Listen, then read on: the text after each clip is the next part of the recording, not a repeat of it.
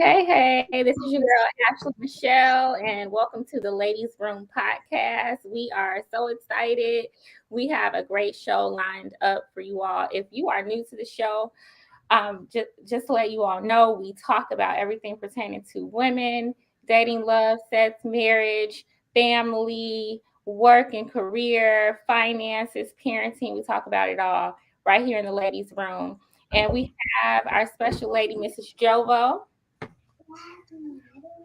Hey Uh, y'all, what's up? we have Cannon Hill. We have Mrs. Understanding. Hi. And we got Darwin Hill representing the fellas, giving us the men's point of view. Go ahead and hit the subscribe button so you can stay tuned to everything that we have going on. We air every Tuesday night at 7:15 p.m. All right. We're running a little late tonight, y'all. But thank you. I'm so happy that those of you who are joining with us. So hit the share button, tap the like button, and hit the little notifications, the little bell at the bottom right side so you can stay tuned. We're going to jump right into today's show. All right. Today's show, we're going to kick it off talking about a self-proclaimed dating coach who explains to men how to get women to say yes after hearing no to sex. All right. So I'm going to play a clip of this guy, and I want to talk about it. So here we go.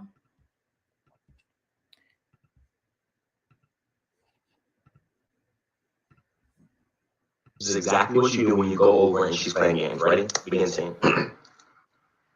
What you mean? You really not gonna let me hit? You for real? All right. You know I don't want to watch no movie. Fuck is it? I'm out. I'm out. You think I'm playing? I'm out. Wasting my gas. You can call somebody else. This is what you do. This is exactly. All right. So I just want to hear you guys' thoughts about that. Who'd like to kick it off first? This is what you call talking yourself out of consent. If she wanted you over there for a movie, y'all could have sat and watched the movie. You don't know how the night would have progressed. You may have had sex, you may not have had sex.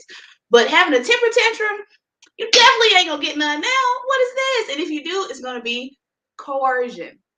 If it's not enthusiastic consent, you don't want it. You want her to be throwing herself at you, metaphorically speaking. Okay.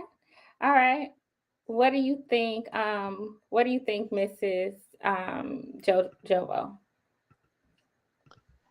Yeah, I watched this a couple of times, and I'm just like, it could all be so simple.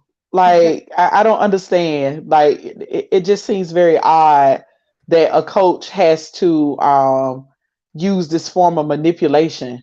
Coaches are supposed to be giving out skills. You know, and that's not a skill. That's a form of manipulation. And it's just like you're kind of you borderline abusing. You know, you're trying to why not want it naturally? Like I'm kind of like what Raven is saying. Like I don't get it. Like I think it was a little while ago we talked on the show and there was a clip and one of the guys, a expert, was kind of explaining to the manosphere that um if you can't like if you can't align in conversation with someone and actually build rapport with the woman, it's not the women that's the problem, it's you that's the problem. That's a problem. That's problem behavior. That's manipulation. There's nothing genuine. There's nothing. There will be no genuine connection with that type of thing going on. That's what I think. Okay. All right. Hmm. What do you think, Darwin? So being in his shoes a lot of times. Now, I believe in manipulation. I believe everybody uses it to get what they want most of the time, right? Women do it, men do it. It is borderline toxic, and you you can go overboard and put somebody in uncomfortable situations and stuff like that. And I think that was one of the ones right there. But being in his shoes, I don't really know because I've done that before, and it's all because you get to a woman's house Y'all done talk, y'all done been in this situation before, and it's the same thing every time. So he probably saw the same behavior as last time. Like, you know what? Hell, I'm out of here because this what happened last time, leading up to us talking about this, and we got in this situation, and then then you changed your mind and this and that. I'm not about to deal with it this time. I'm about to go because men have expectations too. I know women do too, but if she was giving off vibes that they was going to do something and she kept on changing her mind, a man don't have to sit around and he don't have to sit around and just sit there knowing he's not going to get what he wants at the end of the night if that's how he feels. Now, and she can just let him leave. She has a choice too. She can just be like, okay, bye. So I don't think it's a game at the end of the day. Who can get what they want? Now, if that's what he want, then that's how he got it. I'm not saying it's right or wrong, because women play the same game. So, at the end of the day, when you dating, it's all a game to me until you really get serious. Now, if he was really serious about her, he'll sit down and spend that quality time with her, get to know her, and sex won't be on his mind. But I don't know. I don't know his. I don't know their situation. I don't know what's the backstory behind all of it. I know that's the tips that he was given to men generally. That's what they should do. Oh, in any situation. That was his. Even if you just meet a girl on the first date, that's kind of that's kind of crazy. Then that's kind of crazy because I would think any woman on the first date would be like, "Bye, they go to dough." Now, if that's what's working for him, I just would really like to know what type of women he's dating because I don't think that would work on the first 19-year-old. Yeah, it's got to be. Because like I said, only situation I've seen that work is in when a woman has been playing games and you know what I'm saying, and it's like. I'm not about to deal with this today. I'm out of here. That's the only situation I've seen it work in. When she really wants to be chased, and then she can be like, let me stop playing with him because one of those type of situations. But in like a first date situation, or I'm just trying to strong arm some coochie and stuff like that. But like you said, it's a level of understanding that a person I have, and with that other person, and that situation right there is borderline. It could be a good way to get it, and it could be a bad way of getting it. In this situation, I think it's a bad way of getting it. It's a bad way. Yeah. He's manipulating the situation. But I get horrible. He's supposed to. That's what he wants. No, he's supposed to do that. She can say but no. Therein lies the problem of the lack of understanding. See, that to me is like one of the biggest issues. That I feel like a lot of men do think that certain things are a game and they always playing and everything is not a joke, right? The thing is that I'm gonna read this snippet that tells you what sexual coercion is, because I feel like people don't understand what that means. They think if you're not literally like threatening somebody, like, then it's not coercion. But it says, in a healthy relationship, both partners feel comfortable with the level of physical activity, whether that means holding hands, kissing, or touching, or having intercourse. It says, if someone makes you feel obligated or forced to do something you don't want to do, you may have been experienced coercion. By definition, sexual coercion is the act of using pressure, alcohol or drugs, or force to have sexual contact with someone against his or her will. It includes persistent attempts to have sexual contact with someone who has already refused. That's coercion. It doesn't mean you have to literally give somebody alcohol or drugs. That could be a part of it. It means you could just be pressuring somebody. Just, well, you need to do it. You need to do it, or I'm finna da da da. That's what coercion is. And I think too often. So all he did was threaten to go home.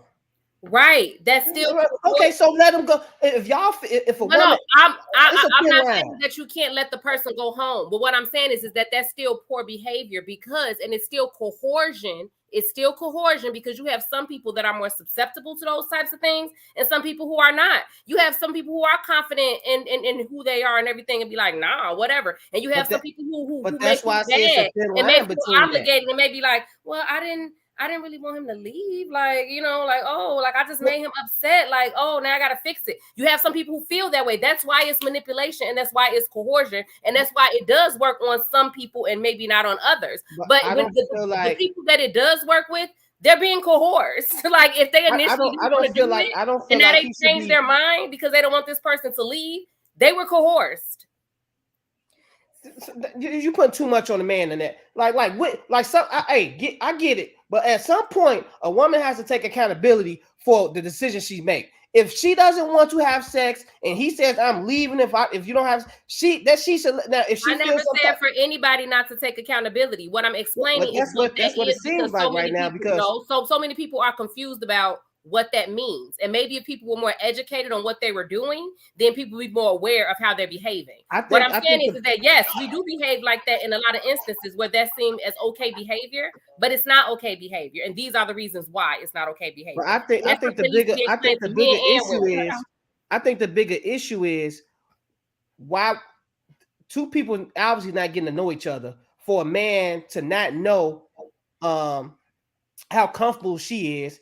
And two, why is he at her house that soon in a relationship to Netflix? Why is it so unrealistic to think that men can't like get out of, like, I could have invited this man over here to smash and pass. It could have been that simple, and he showed up musty. It could have just been that simple, and now we can watch the movie. It may not even be nothing that deep like that they did. You just may have thought you were ready or whatever, got in the situation and was like, nah, I'm really exactly not comfortable enough yet. Yeah, that's cool. And if you change your mind, I'm changing my mind. I'm about to go now. No, that's fine. It was the way it went the whole bout. Don't touch me. Go. I'm going. Like, why are you acting like a child? Yeah, don't touch me.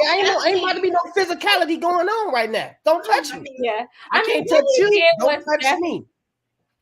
What he did? If we go keep it, we got to keep it all the way 100, right? I can see if this was the everyday. You got different types of women. It's women who likes to be chased and play the game, right? And then it's women that's really serious, like, nah, I don't want to do nothing. And for a man, it's kind of hard to find that. Like, you have to. That's why I encourage everybody to know one another. You have to get to know the woman. Yeah, because I'm trying to figure out when it became. Yes, it is.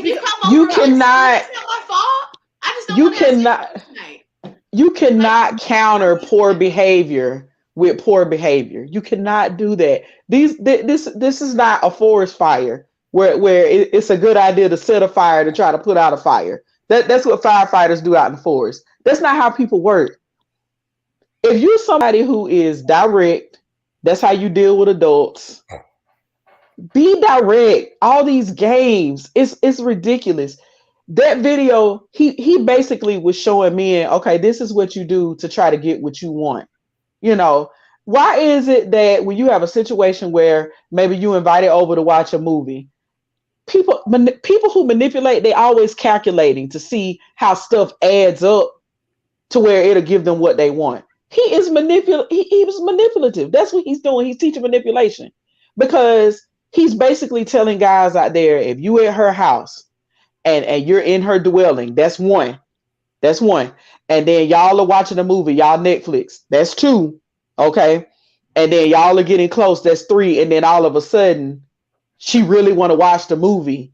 Oh no, you can't let that go down like that. You got to say this, and then this is when this will happen. That's manipulation. It ain't no other way around it. And the other part of it is, we got to stop treating men like they are these creatures that have these animal instincts and they ain't got no self-control. You do have self-control. Just sometimes you just have to take things for what you see in front of you. I don't care if she wearing a red dress, red lipstick, and smell good. If y'all just watching a movie, y'all are just watching a movie until she show you something else. That's it. Like, my whole thing is that I think what really does need to be addressed though is, because I find what he did very manipulative, right? And that's not honorable. I think we can all agree. I think even Darwin is like now agreeing that's manipulation, right? It's preying on somebody's vulnerabilities or whatever, or maybe taking advantage of how they feel about you to get something that you want, right? That's manipulation. I think that we can't have this conversation though without talking to women and really urging women to be more thoughtful about who they are allowing in their personal space and in these intimate spaces. I'm not saying that it's her fault that he was manipulating her, but I just wonder, like, what type of relationship or dynamic was she entertaining with this guy for them to even be in this situation? Like, I'm going to have to give some pushback on that too, because what I'm saying, there's something going on. Like, she, in my experience, I have encountered this type of behavior so many times because it's deemed as what you're supposed to do. You see, he's sitting up here, but the thing is, he's just on the internet saying it out loud, right? But this is what they tell each other that you're supposed to do, in regardless. So what I'm saying is, it is a pattern of behavior. It's a culture of how people behave. So it's not necessarily like, oh, because I was talking to this kind of person and this kind of person acts like that and not this kind. No, it's consistent. It's consistent. No, I'm not talking even so much about the kind of person, but the relationship. Like, now every guy that you go spend time with in an intimate setting, you're not gonna have sex with. That's your right. But I'm just like, where is the communication lacking? Like, because they think that yes.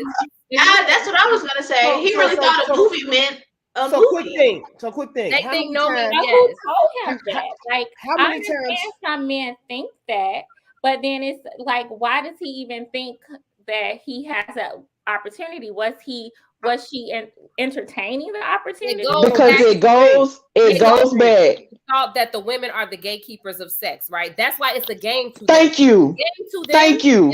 See how to do all the little things that they could do to try to find the best way to get this gate kept sex, instead of making it like I said, an exchange where they both want to do it. They're okay with making it up. Well, if I gotta tell her I love her to get it, I'm gonna do it. If I gotta do this to do it, then whatever kind of ways that I can behave that could get this thing out of this person, as opposed to, just like I say, figuring out what this person is attracted to and like maybe getting them to mutually be interested in me. No, I'm gonna do all of these other tactics because in my mind, women don't want sex. Sex is something that I want from them. So therefore, it doesn't matter. So this is my thing. How many times have you all on this panel and women in general say, once a man show you who they are, believe them, right?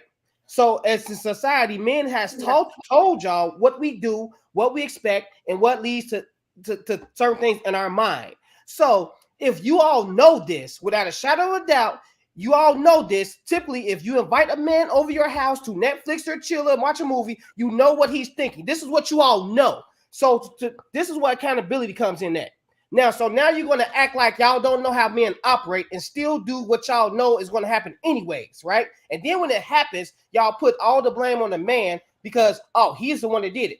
Granted, yes, his behavior is wrong. But at the same time, you're not going to just sit here and just play this naive role all the time and then put yourself in fire. And then when you get burnt, you try to put it all on the man. If I know it's hot over here, I'm not going over here, point blank. So you can't. I understand. And if you know men think it's a game, then take them as face value. This is how they don't disagree with what you're saying, and that's why it takes for us more less naive women who've had these experiences that have taught us these things to impart that on young ladies. And men can get as upset and as mad as they want to, right? Because it's always you making all of us the same. You're trying to act like this and that. It's gaslighting.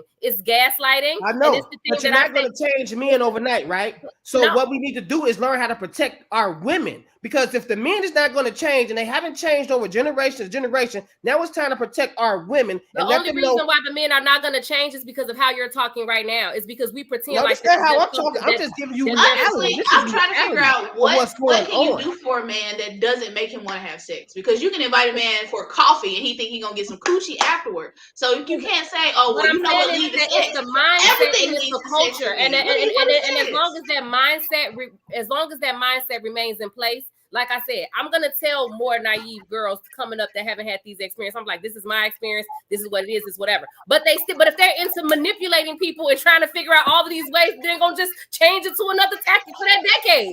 So why do you think it just turned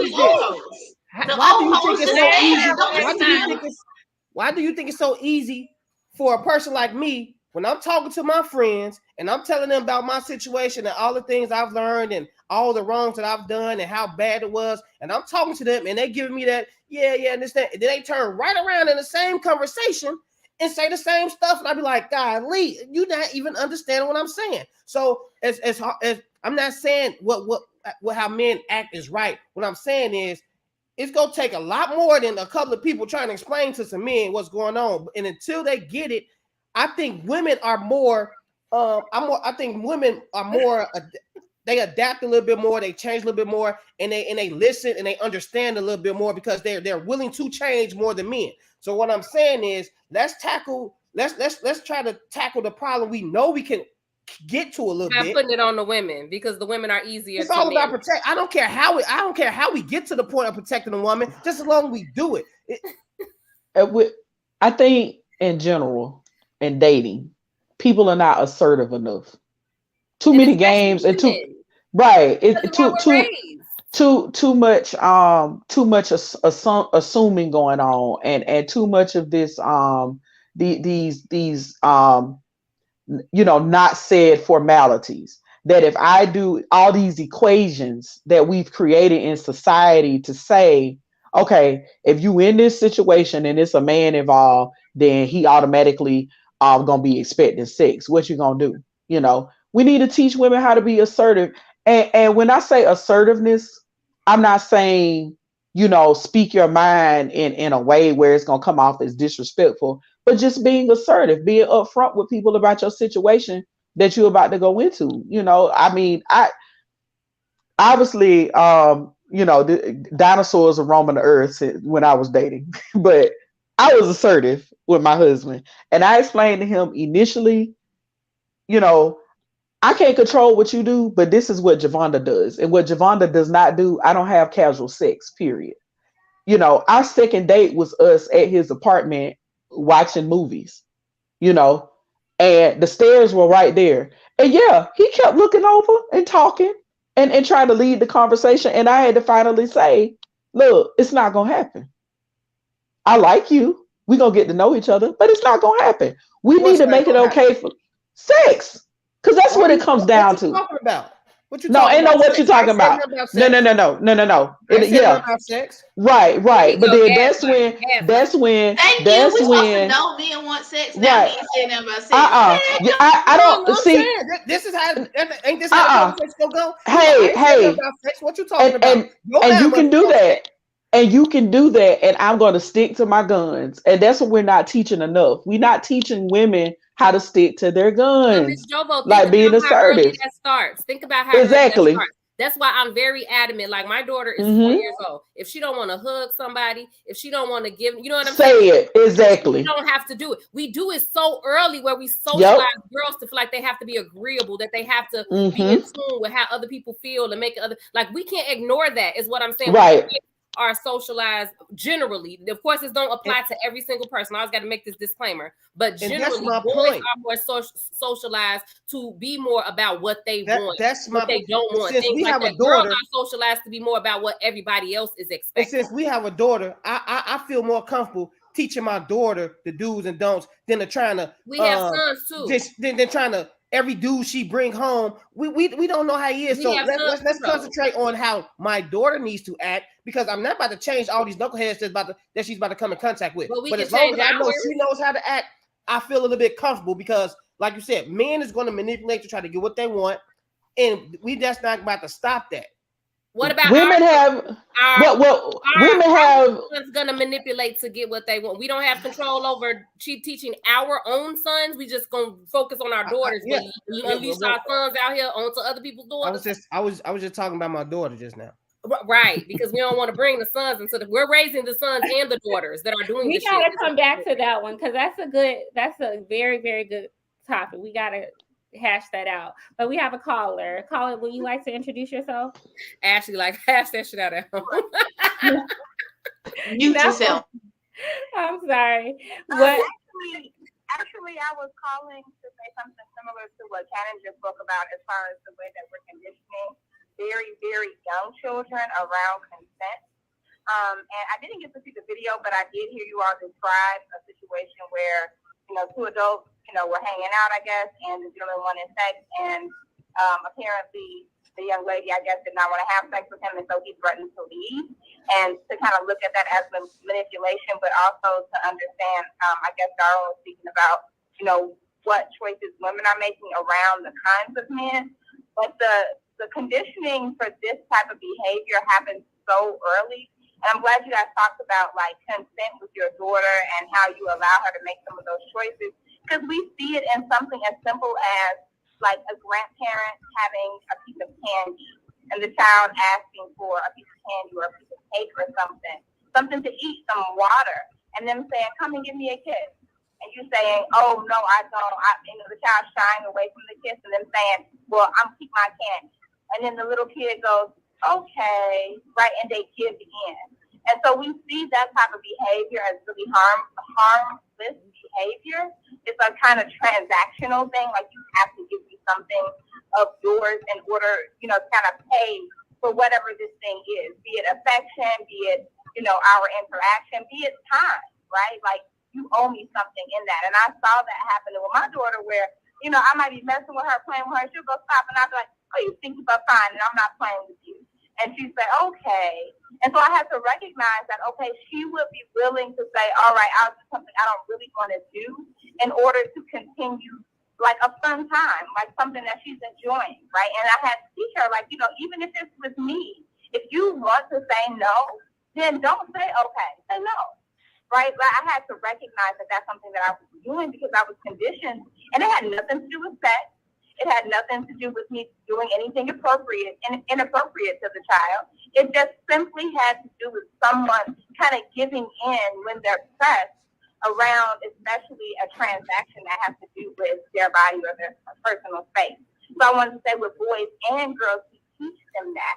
It just so happens that we teach the boys that they're going in and that they're looking to receive something from the transaction, and we teach the young ladies that there's something to be given away. And so both people feel like they lose. Like the young lady feels like she loses if she goes, if she says, "Well, no, I don't, I don't want to do that." Because then she loses that time, she loses that date, she loses, whatever that thing is, because now she isn't participating in the transaction anymore. And just as the young man feels like he loses when he comes away with it without having had sex with her, without having touched her, without having had access to something that was a little bit more than, maybe what they went into to do.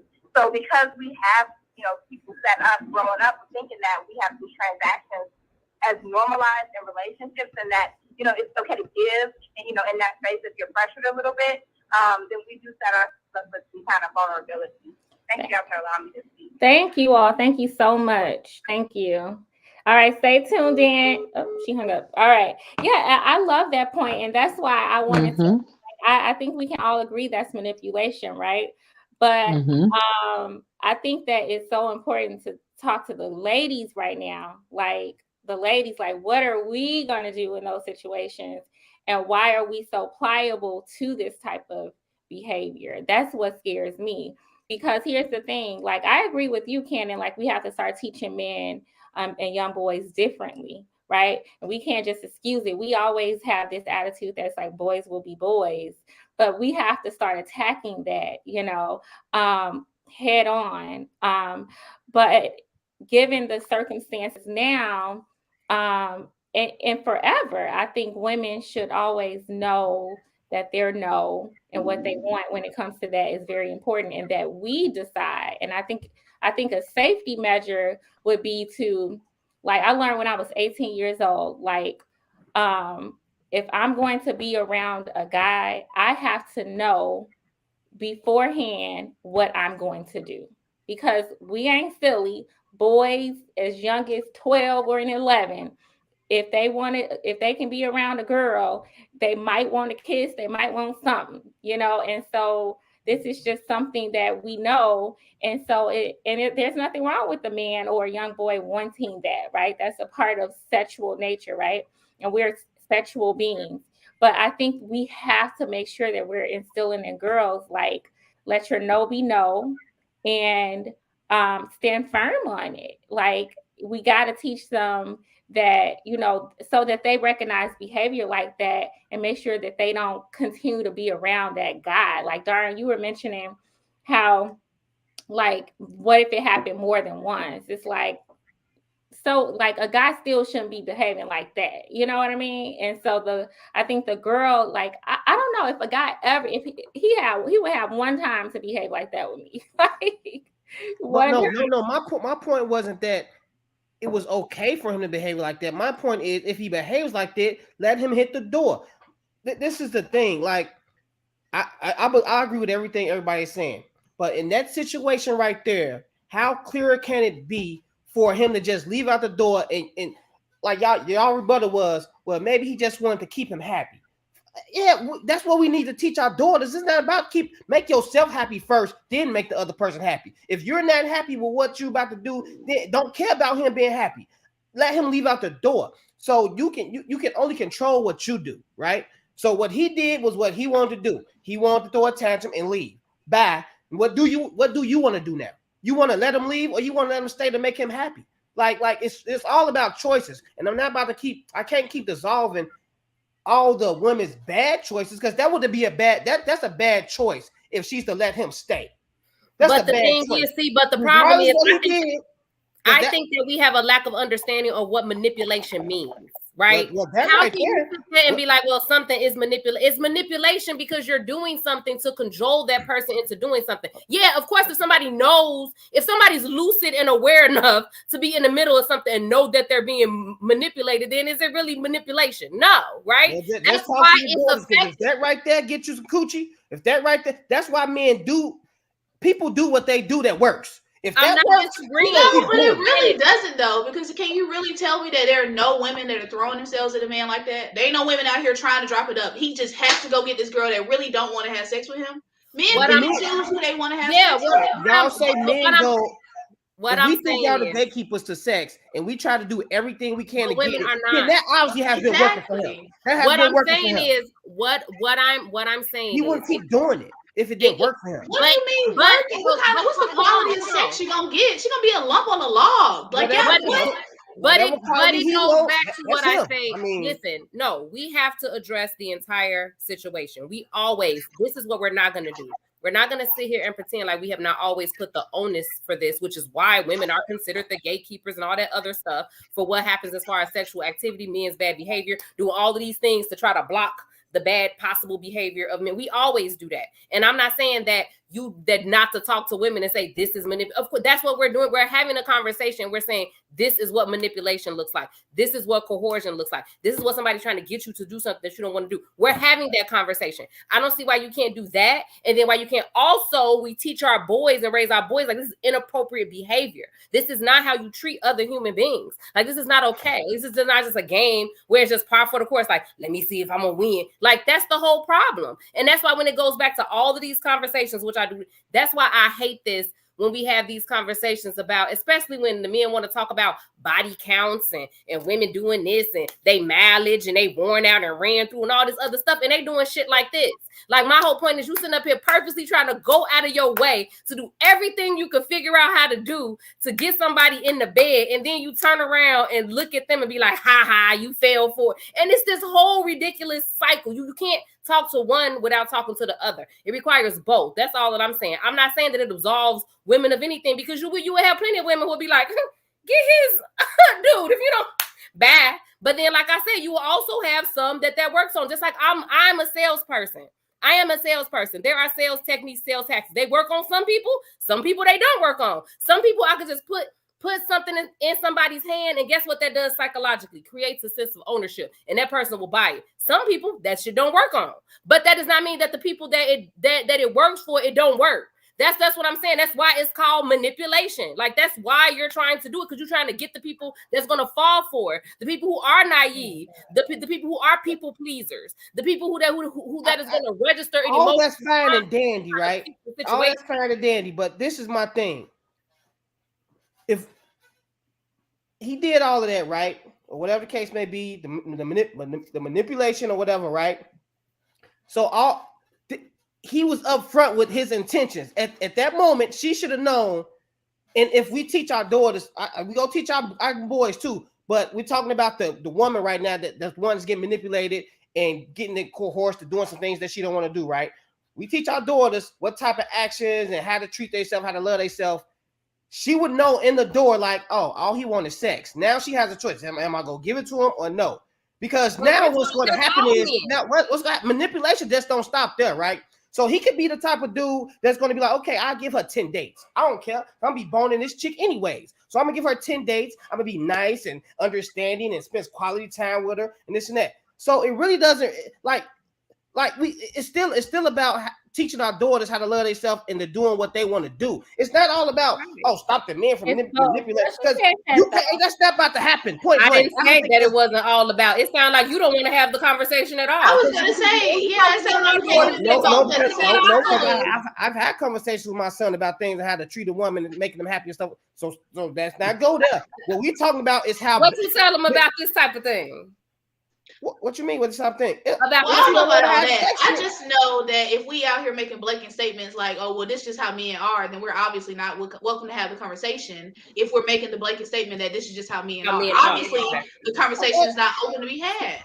So if I want to know, you have to fix something first. Like the women, you always gotta fix the women. That's the easiest thing to fix. It's not okay. Yeah, and that's my issue. That's maybe y'all got more faith in the men than I do. Maybe y'all do. Okay, I get it because I'm a man and I know how hard. I talk to men all the time and I just see this. I'm like, man, this shit ain't gonna never get better. Y'all niggas is crazy. So because nobody tries. Maybe y'all got more faith in them than me.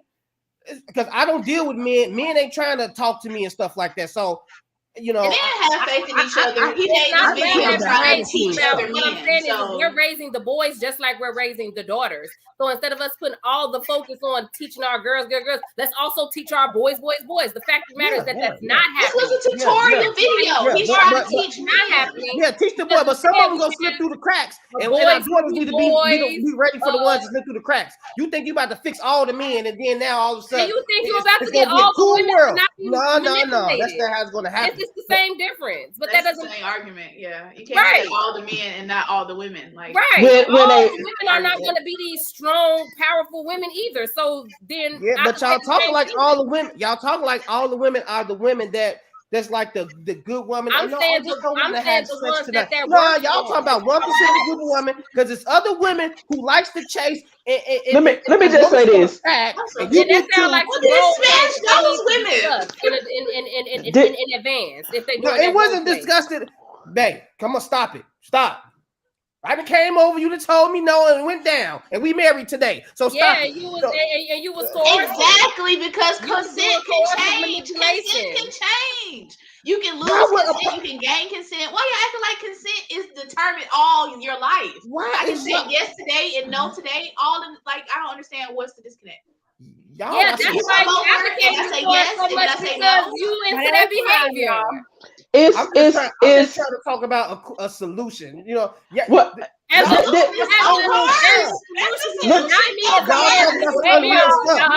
is to tell y'all what y'all better do. Because y'all easier to control. Yeah. No, I didn't say easier to control. I said y'all. No, see, more susceptible to suggestion. I didn't even say that. We're more susceptible. Y'all more open. Y'all more open. Y'all take more information. Y'all willing to grow and learn. That's why that manipulation is effective. I didn't say we control y'all to. I didn't say all of that. I think we put more. I think this is a demonstration of how we put more moral training into girls than boys. You know, and it's like men are not expected to change. And we see this in spaces all the time. Like, that's why we have all these dating coaches that talk to women.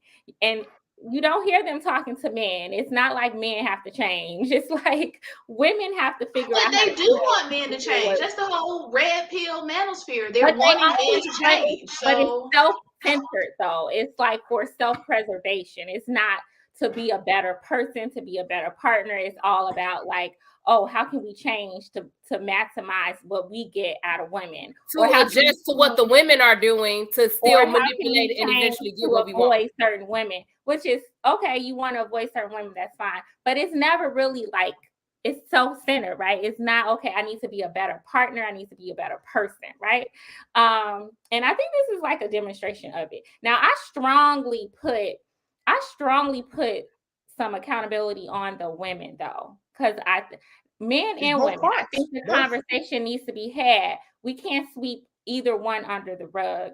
I think it's super important for a woman to learn that she decides her no, and that no needs to be no. And she needs to make sure what's communicated to the man, not play games, not, lead them on, because some women do that, or they send mixed signals. And you can always refrain from Guys sex. You also can always consider a change your lot of shit mind. to be lead You can on always that I change your don't mind, but agree you with. have to be, you can always change your minds, but you have to be clear on what you want. Like, and not play games, because some guys won't even do that. Some guys might, Because my perspective is, I think it's a bigger but guys problem. consider playing games can be that's a very wide.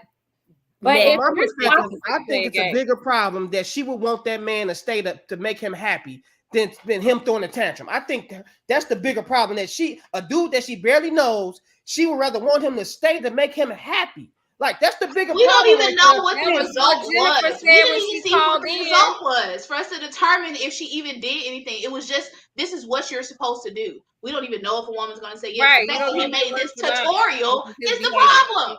The problem is he made a tutorial. If he giving you a hint, if he giving you how to get a woman to say yes, that means it's working for him. So that means some women then let him stay. That's what that means. But that goes back to what Jennifer said when she called in, and that goes back to what I said.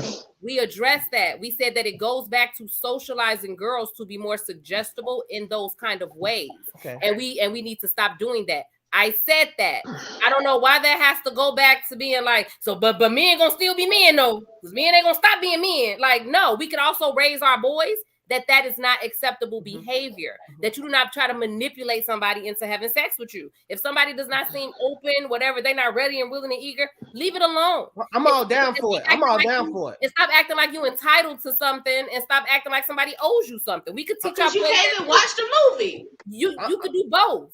Because and only thing that I was saying, Ashley, I'm not saying that some women don't play those games and all those other things. That's the reality of the dichotomy that we live in, right? So people figure out how we interact with each other, things like that, and people, move in those ways, right?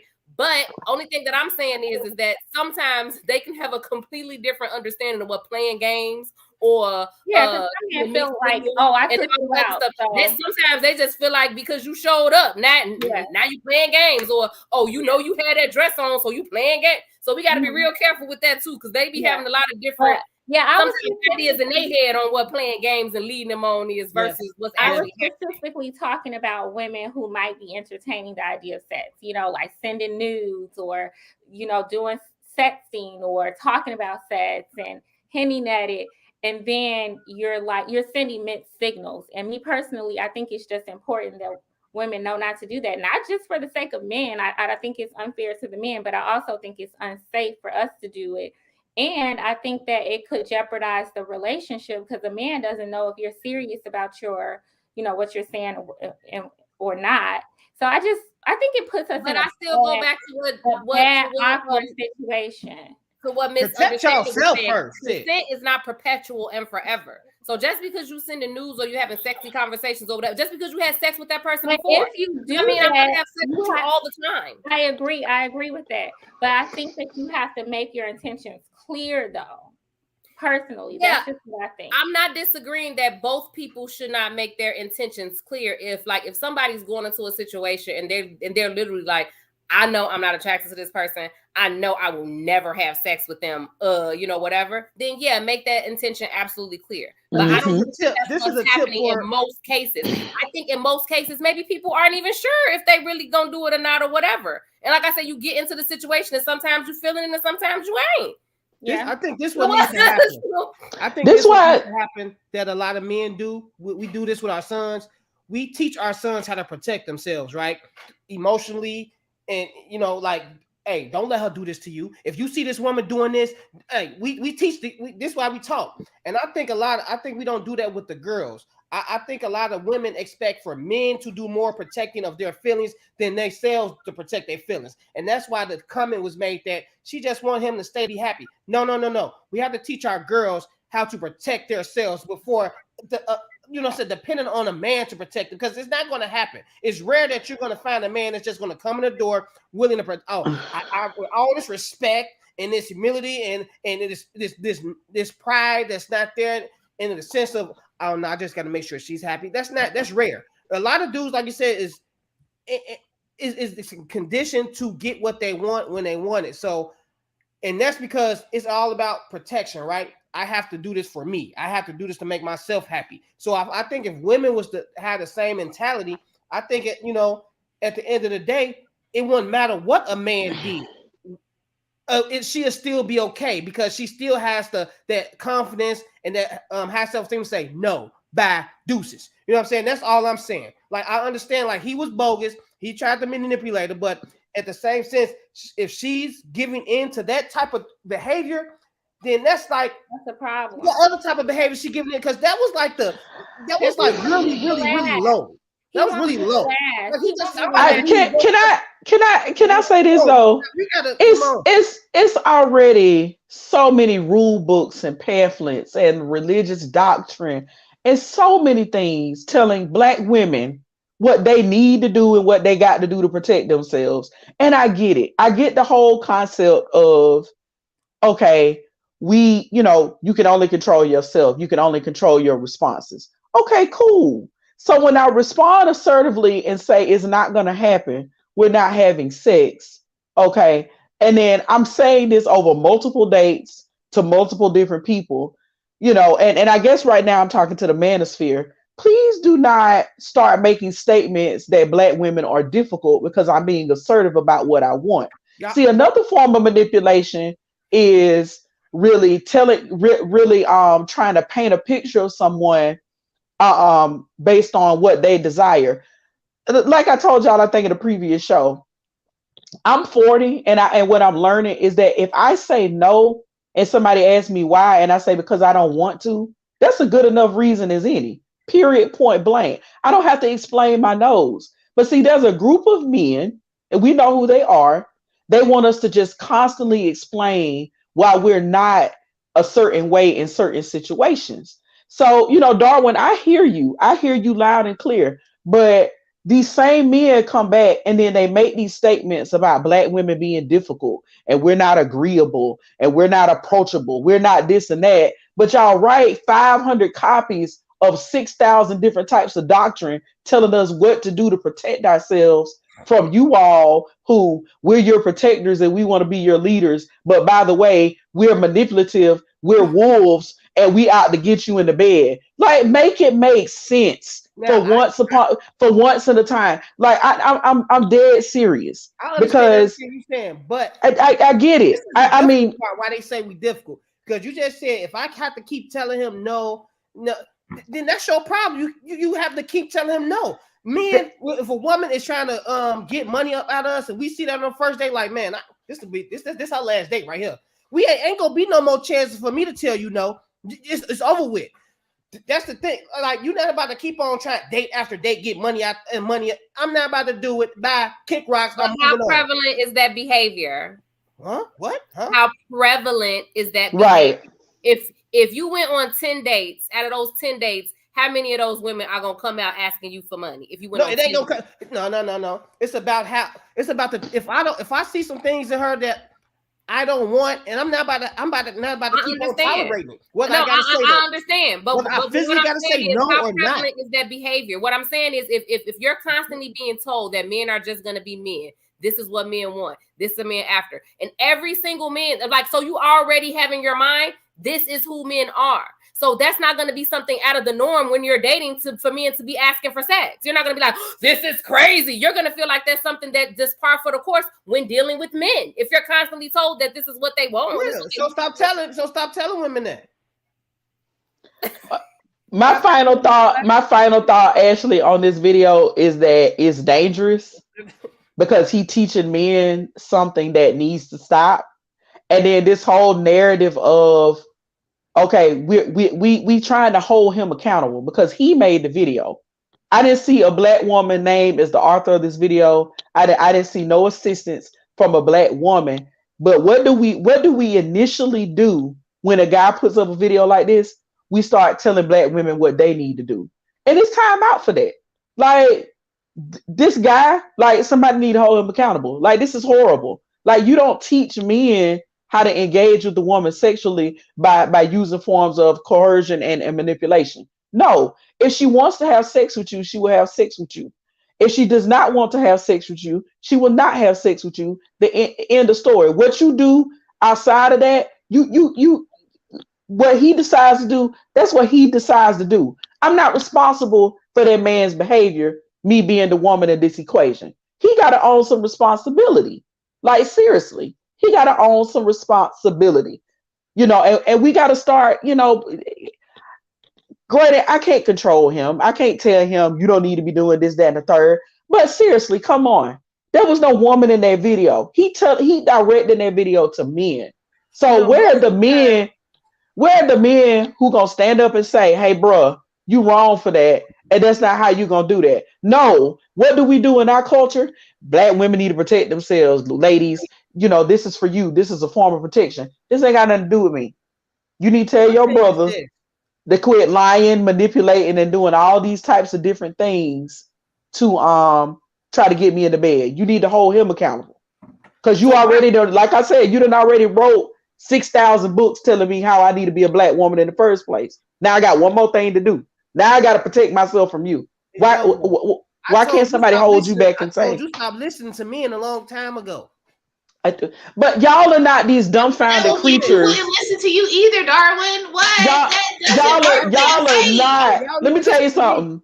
80% of my clientele right now are men, and y'all are not these dumbfounded creatures that don't have the ability to understand that change is a process, to understand that if I change my thoughts, I can change my behavior. I've seen it happen. Okay. Men can change if they choose to change. All behavior is a choice. I'm going to say that again. All behavior is a choice.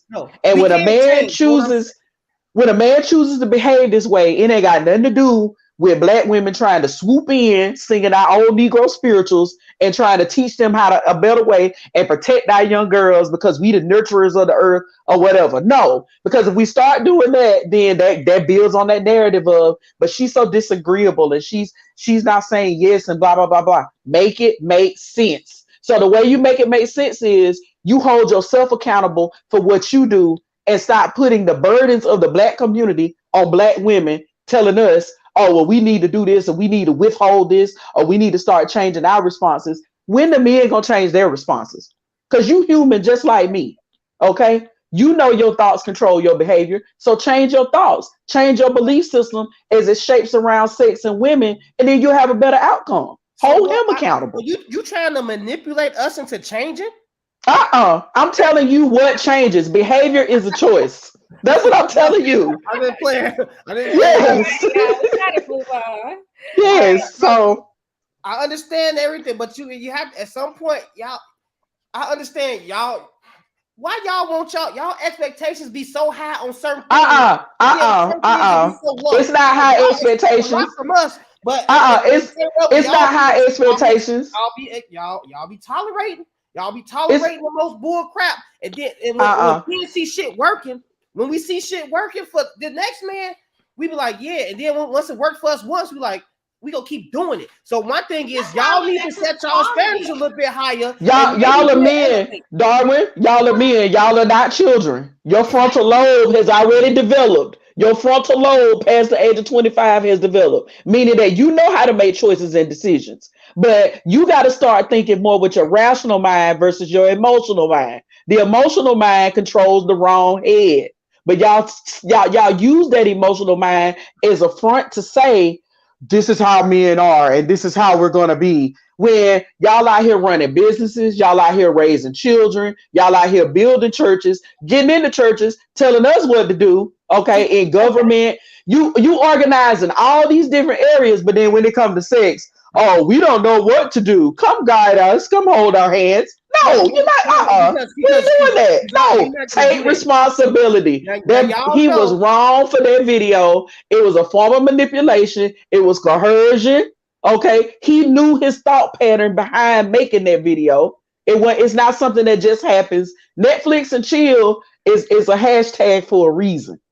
It's a hashtag for a reason. It because really somebody chill, it really don't mean chill. I promise you it don't. It don't mean chill. I understand that completely. Okay, then. So all behavior is a choice. Women do not invite a guy over to Netflix and chill if you think you about to Netflix and chill. It's not. It's called. Yeah. He about to try to have sex with you. I'm just letting you know. My second date was VCR and chill. Why can't I Netflix and chill and then we do it later? Why it gotta be before the exactly? Learn that person first. Then go on some dates, get to know him a little bit better, and then you can find out if you can Netflix and chill at your house with him. Don't just Darwin. I want to Darwin, you see this? His house on the second date. No. What do you mean? See this, Darwin? You see this? Y'all, we gotta move on. It's a mirror. You see this? That's what I need men to do. Like, y'all want to see some stuff change? Start looking in here. You see that? Start there. I'm just saying. Yeah. Just because you want to Netflix and chill. Yeah, we gotta move on. Y'all. All right. That was the good one. I just hope that men, I hope we can start to have more of these conversations so that men see that behavior is not okay. But I also hope that we are teaching our daughters that it's okay to say no, and that it's all, and that we got to be firm in our no's. And we have to teach them to recognize situations like that where they're being manipulated. And that somebody gonna want you who's worthy after you say no. Like your no is not going to keep you out of the game. Like that too. And to be careful who you put in your private space. Exactly. That kind of worries me. And you never know what a guy might do, but it's like he could surprise you, right? But it just kind of worries me, like that is how in a space with a guy who would do that. Like, I don't know. It worries me. Like, I think we have to kind of dig a little deeper. I'm not putting into words what I'm trying to say but I'm trying to basically say, like, unfortunately we do have these manipulative men. And it's like, I just hope that no woman would feel that low of herself that she hear a guy like that do something like that and then give in to it. I know it happens, and that's the problem. Like, that is scary. That's scary to me because that won't be the last man. I don't know if this obviously is work, right? So he's done this with a few girls, and those girls have probably allowed that to happen more than one time. So that is like kind of scary to me too. But let's move on. Let's go ahead and go to this next topic, correcting bad behavior with bad behavior. So this came up only because of a video that surfaced on the internet of a father interacting with a child. All right. So the father is taking the child to school, and apparently she has a bit of an attitude, not quite sure why, but here's the video and then we can talk about it. All right, let's see. A father and Twitter user shared a video today titled, "I'm not putting up with attitude today." Apparently, the video shows him taking his daughter to school, and his daughter seems to be a little cranky in the morning. He's under a lot of scrutiny right now on Twitter because some people don't think he handled himself the best. What do you think? You have to be responsible for yourself. Oh, I'm going to talk. Hey, go in the house. Tell your mom to take you to school. I'm not putting up with your attitude. Go. Go.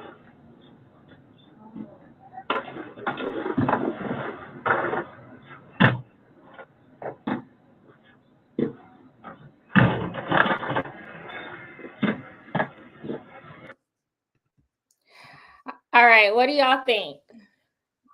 Who likes to go first? I can start. I'll kick it off. I'll kick it off. Okay, well then kick it off then. We'll kick it off. You sure? Yeah, go ahead. Ladies first. What a gentleman. But I think like a lot of the backlash and everything that he was getting wasn't about like necessarily his behavior or necessarily if he treated his daughter right in that moment or not. The backlash was more so of him posting, like the video didn't just surface, like it didn't just magically appear onto social media. Like he is the one who actually posted it to show the world how disrespectful he felt his daughter was. And that was actually a lot of the backlash that he was receiving in regards to trying to embarrass or humiliate, his daughter. She looked to be no older than maybe 12, 10, 11, 12, somewhere in that age range. And the fact that he needed validation or whatever he was trying to do by posting his daughter in such a negative light.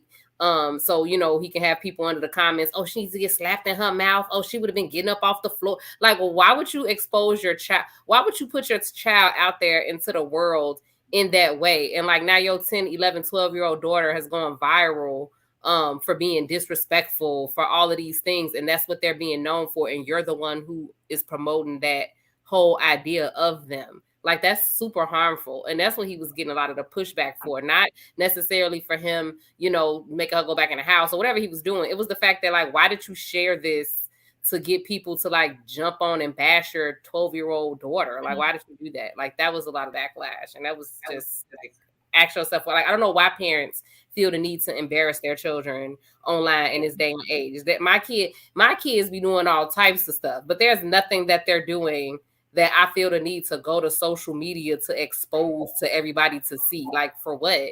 Like, we were kids once. Could you imagine if everything we did wrong or whenever we did some silly stuff or got in trouble, our parents put it on the internet so the whole world could just see it? Like, that's crazy. Like, it's crazy. And parents got to do better. Yeah.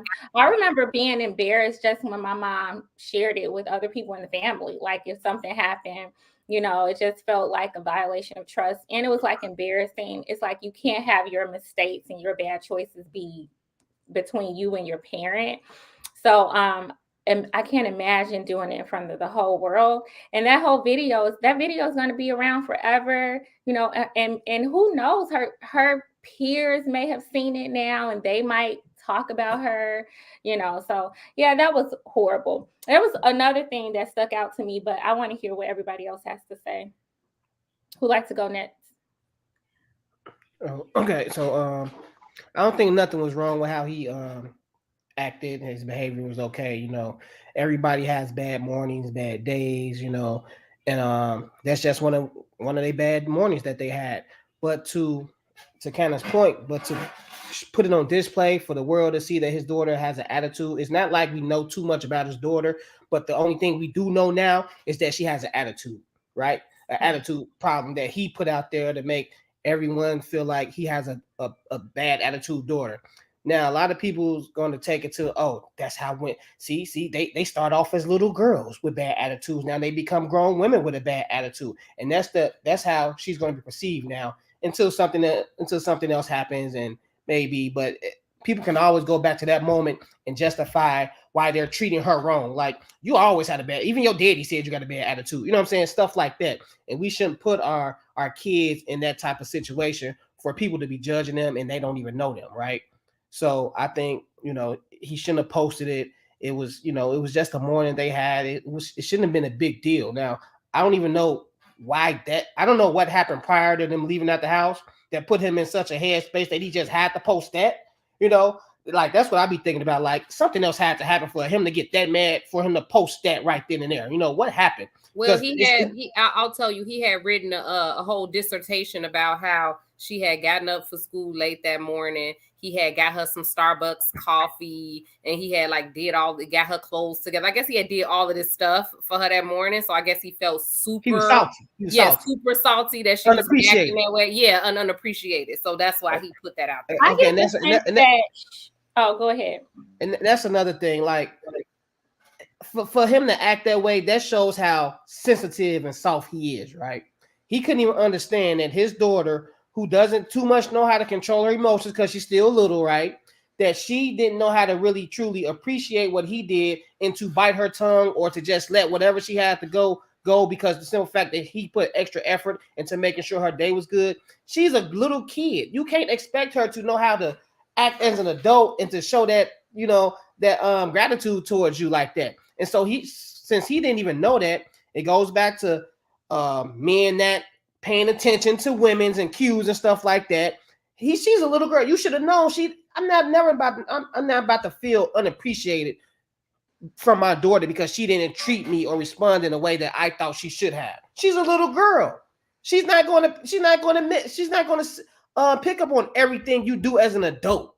You know what I'm saying? So he needs to be talked to. He needs some counseling if he lashing out like this because he felt salty about his daughter not appreciating what he did that morning. Like he needs to understand and communicate a little bit better and cater to her feelings. You know, she's the little girl. You need to cater to her feelings. She don't need to be catering to your feelings. And I bought her a Starbucks and she, all that. Come on, man. We be this manly macho stuff. We try to act like we so manly, and then stuff like this lets you know that you're not much of the man as you think you are. For that to hurt your feelings, and you have to go and shame your daughter now. That's not very manly. That's not a good act of being a father, but being a protector. None of that. So it's just such a problem in our community. These shaming tactics and these expectations for these kids, their children. These expectations for these kids. He missed the teachable moment. He missed it. He missed it. She didn't learn nothing from this. She didn't learn nothing. Okay? Nothing. I grew up with somebody who, I love my grandma to death, but Lord, if you didn't know how to do something, that's all you heard about was how you didn't know how to do it. And it's not until she's gotten older that she now understands that if they don't know how to do it, you teach them. Like, because this stuff just been happening for generations. Like, this is just horrible. He missed the teachable moment.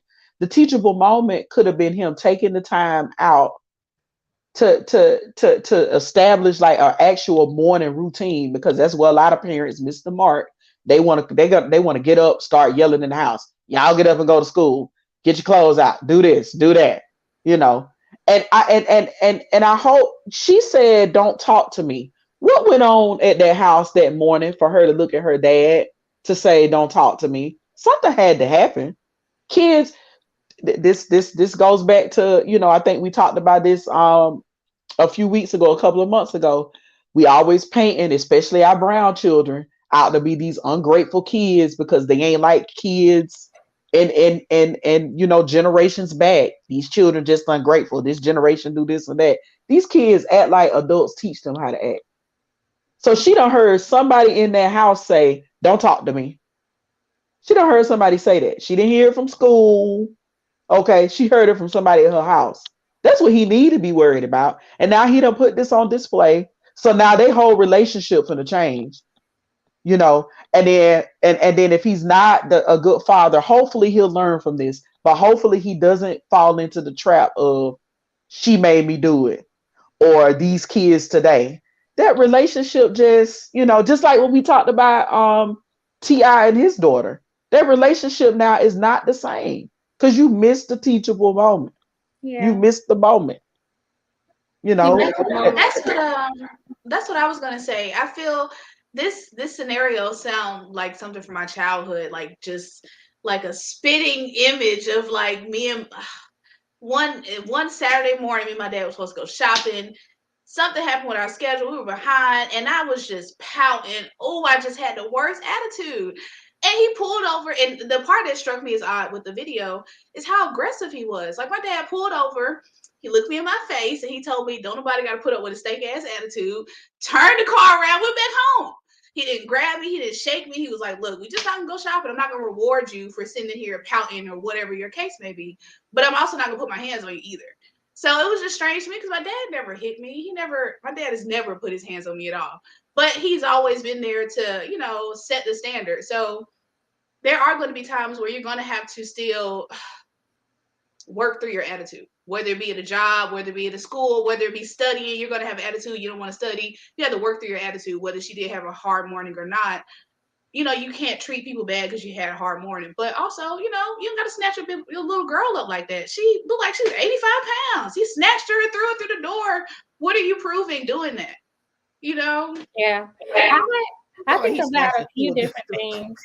I think about a few different He things. snatched the hell out that little girl. My man ain't threw never it through the touched me. door. This is just too much. He grabbed her arm. In the other video, they did a close up. He grabbed her arm and kind of shoved her back into the house. He didn't apologize. He didn't try to converse with his daughter about what was going so on. He shoved her in the house and locked the door. And I get it because the situation was bad, and so it's going to make that. But it really wasn't though. Bad. I get it. But we're not gonna make it seem like he over there abusing her now. We're not gonna do that. Hey, I didn't grab my 4-year-old and like go ahead on somewhere. It's an alternative though. You're not gonna put that one on her. Raven, we know how you get down, Raven. We know how you get down, but we ain't gonna catch that on her. It's just my daddy never put his hands on me. So this whole idea that you gotta have to push her into the house, like it's the same situation happened with me, and he just pulled up at the house. You gonna have to get out the house, go back into the house. That was it. He didn't push me. He didn't snatch my arm. Moving fast enough for him. But I mean, the funny part is, what if she wanted to explain why she was going through it? He didn't even care. The funny part is, if we were to have him and his wife on the show, they would probably start talking about how they have this great rapport with their children and how they encourage their kids to be open and honest about their thoughts and feelings. But see, for brown children, we talk a good game. Let me hold the community accountable for a minute. We talk a good game, but it was in this moment where they just prove you can only speak your mind under certain circumstances. Yeah, that's what I was gonna say. Maybe she just wasn't. Maybe she's not a morning person. Maybe you know. I know grown. Listen, I train adults for a living. I know grown people who, when they got to get up early in the morning and they come in there. Some people are not morning people. Some people it take them 2-3 hours to get acclimated, to be more social, to be whatever. Like they be like, don't talk to me, don't look at me, ain't trying to engage with you. Like I need to go through a routine before I can get jovial. Yes, and I got a whole routine set. She might have something going on at school why she wasn't really enthusiastic about going there. She could be getting any type of thing. You're not trying to figure out nothing. You just more centered and concerned about how that child is making you feel in the moment, and you're not paying no attention to what they could actually be going through because it's straight ego. It's like but it goes back to us. Like I say, it still goes back to all of that other stuff and treating kids as property, as more as property, as though they're instead of human beings. Like these are actual human beings that we're like responsible for. They're not responsible for us. They are not responsible for giving. Like that's the whole problem. People be having these kids because they think they having kids for themselves. Like, oh, this kid is gonna love me unconditionally.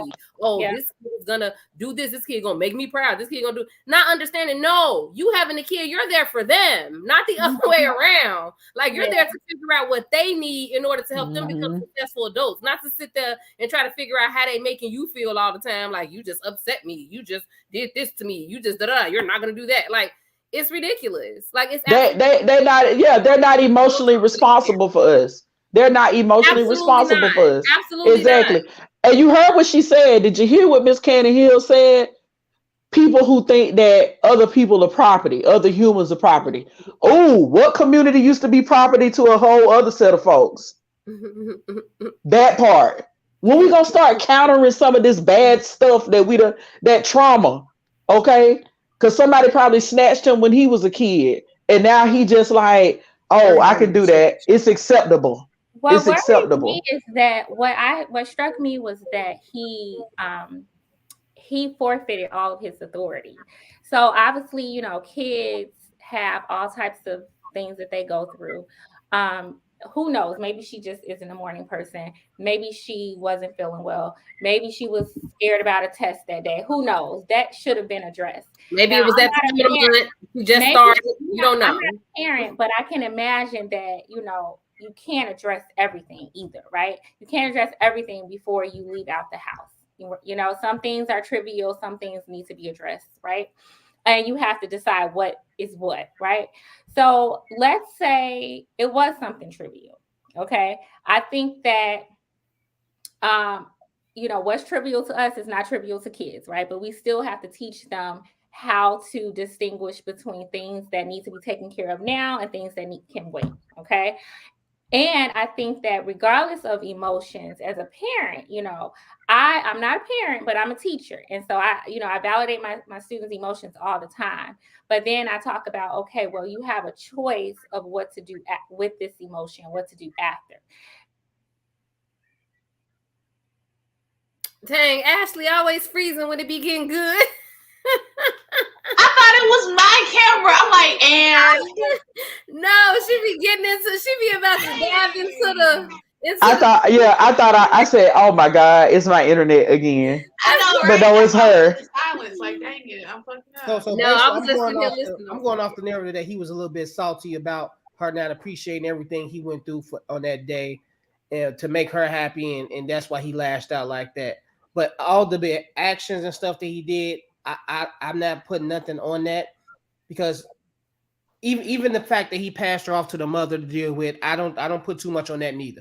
Stuff like that happens. Parents do that sometimes. If they not, because and that's the right thing to do, because we know if we're not in a good mental spot to handle and deal with our kid at time, hey, I'm gonna let your mama deal with it, because I'm not ready to deal with that right now. And I know I might say some things, and we want to be very delicate with our kids. So if I'm not in a good mind space to have those conversations, here, talk to your mother. So I don't think nothing's wrong with that. And I don't think the way he pushed in the house, I have handled my daughter that way, but at the same time, I'm very apologetic when I do. I'm sorry, I'm very apologetic.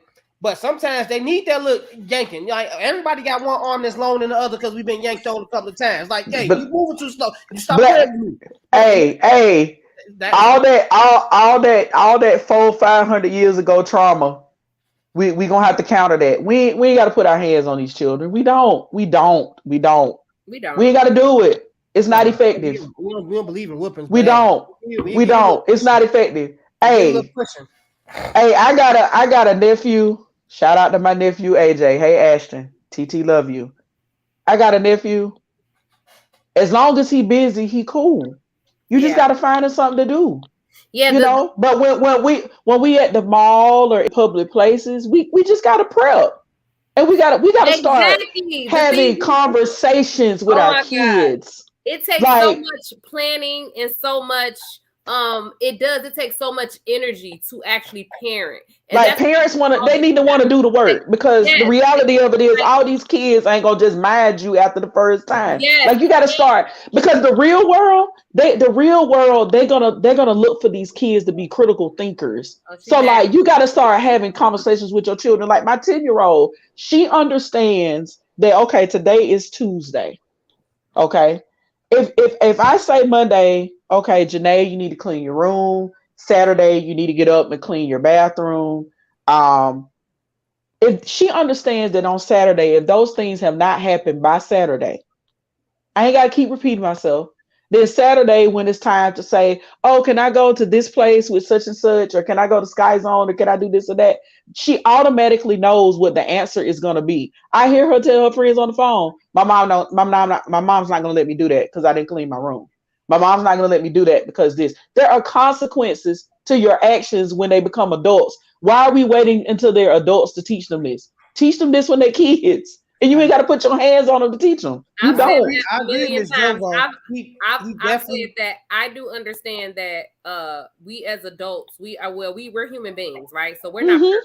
And just because you become a parent does not mean you're going to always handle every situation perfectly. That's it. But I am always keenly aware when I have lost my temper or when I have lost my patience. And you know what I'm saying? And I'm clear. I'm like, okay, that wasn't like, I know that that's right. I don't sit there and be like, well, that's what they get. Like, no, like that's like, that is the lazy way to parent. That is when you don't have the energy, when you're not giving your child that, because it takes a lot more time. Like my daughter is 4. If she being resistant or something, or she acted a certain way, it's way easier to just be like, get over here, and just do that. Then it is to stop, take a breath. Okay, this is what we're not going to do. Right. And then talk to her. That takes a lot more energy. It takes a lot more patience. It takes a lot more to be controlled and intentional about what you're doing than it does just react. But it's like we have to understand that that's what we're doing. And that's what we teaching our kids when we do that. I would be giving him a complete pass, because like Jovo said, that was a very teachable moment, and I don't know how they operate on a day-to-day basis. So that's the only reason I'm not going too far into that. But I think in another scenario, he did everything right except post it. Because those moments right there, if he was losing his patience and he couldn't deal with it in the morning, it's a good thing that he's not a single dad and that he had a partner that can shoulder that load. Because most single mothers, they don't have that. Oh, go to your father. They don't get them breaks. They don't get those timeouts. So luckily for him in that moment, he had another his spouse to give him that break, and the kid was still taken care of. And maybe the mother talked to her and put in a better mood. I don't know the dynamics of their relationship or how they partner and work as a team, but all we can do is go off that video. And I think what he went wrong was he posted that video because now all we doing is speculating and assuming what happened or didn't happen. So, but as far as the video is concerned, it's not too bad. And I have to shed a light on it a little bit just so everybody can know that like this is life and there's no handbook on how to treat your kid or talk to your kid. And some things might look bad to others and it might not be too bad. You just have to know how to deal with your kid. That maybe that is a routine morning. Hey, look, yeah, you messing up, go to your mama. Maybe that's how they get down, and maybe they do have a good relationship and community. I don't know. You know what I'm saying? All we going off is this 30-second clip. So and I'm not going to put too much on him. To share it. Yeah, I think him passing her off to the mom to me made it seem like he didn't have any authority, and there's obviously a reason why if he doesn't have authority, he doesn't have authority. Like I almost wondered if he was a stepdad or something. I don't understand why that's something he could not have dealt with. And if he didn't like her attitude, he could have addressed that one, and then he could have talked to her to try to figure out, the root of what was happening as to where she was feeling that way. Because what I just said, maybe he was having a bad morning too, and his mental he wasn't there mentally to deal with it. So go to your mother. But that's not how it came across. So it came across as though he's like, I don't want to deal with you today. This morning, I'm gonna push you off. I can understand. Okay, I'm not in a good mood today, and you talk to your wife and say, honey, can you deal with this? Not, I'm with my child, I'm gonna take her to school, and now she getting on my nerves because she didn't say that one last thing, so I'm gonna push her off. But the reason I give him a pick because she said he went to Starbucks, got her coffee, made sure everything. So it seemed like he was trying to give her a good morning. I don't know if it was because she had something going on at school, or maybe she had a bad night and he woke up to do these nice things for her, and he didn't feel appreciated. He got mad. He didn't want to deal with her attitude. So it's like, hey, deal with your mother because this ride right here ain't gonna be what you want. And I'm just, like sometimes we want to make sure we don't put like some people know their limits, right? So like I said, I don't know too much about him, so I can't go on him personally, but we know our limits. And I know if I'm in the mode where I'm about to be bad cop, and I know my daughter or son don't need bad cop right then and there, then I have to put them in a situation where they go get the communication that they need at the moment, right? So I think in that instance, I'm just assuming that maybe that's what he was doing. Like, you know what? I can't talk. I can't give you that right now. Go to your mother. Or sometimes we just, when it comes to emotions, sometimes we need to teach kids to, and some adults need to learn how to do this too. That sometimes they just need to know how to sit with an emotion, experience it. Okay. Like if she would have said, don't talk to me. Okay. Ready to go to school? And it probably would have caught her attention, like, well, my daughter. Okay. And then we get in the car, let's have a conversation. You say you didn't want to talk to me. How you feel? Because how many of us do ask our kids, how you feel this morning? What's your emotion? They use emojis. They use emojis to communicate for a reason. I got that little sheet, in my office, and I'm like, hey, point to me. Tell me how you feel. What face fits with yours? And just be mindful of how they're feeling. If they don't want to talk and they don't feel like talking, why force them to talk? Hey, they ain't got nothing to do with you taking her to school. That's your responsibility as a parent. And that's the other thing we got to stop doing too. We buy clothes and buy breakfast and do stuff for these kids. And then we walk around bragging about it like it's just such a big deal. You're supposed to feed your children. Maybe not give them Starbucks or coffee, but you chose to do that.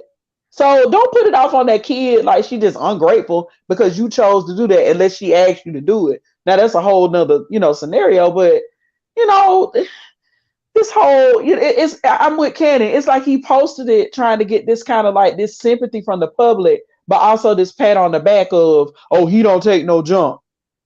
Meanwhile, your daughter probably not gonna talk to you in the morning for the next couple of weeks. Because kids, they pick up on stuff like that. Yeah. Then she gonna see herself on the internet and it's gonna be like, I don't trust my dad now. Because what I trust him to do, like if I'm in a bad mood or if I'm having a certain experience, what I trust my father to do is that he's not gonna keep it to himself and he's not gonna try to get understanding of how I'm feeling in that moment. He's just gonna post it. All right, y'all. Yeah. All right, thank you so much. We're going to move on to the next topic. For those of you who just came, welcome to the ladies' room. And we are having great discussion as usual. We're here every Tuesday at 7:15 p.m. It's usually 7, but we're pushing it back to 7 p.m. Every Tuesday. So this is our last topic.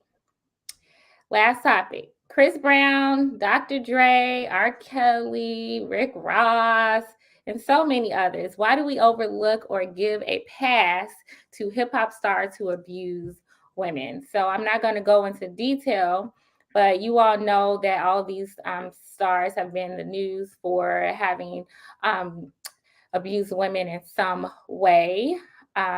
We can't always say that the claim is accurate or true. But I think in these situations with the stars that I just named, we all pretty much know there's some validity to at least some of the claims. And these stars are still respected. They are still loved. They are still well liked. And they are very successful. And I'm happy that they are because it's great to see Black talent always. But why do we give them a pass? I feel like they kind of go unchecked, like we don't even really talk about it. We just kind of sweep it under the rug. Why do you think that is? Because men will be men. That's what they do. Because women are still deemed as products. Mm.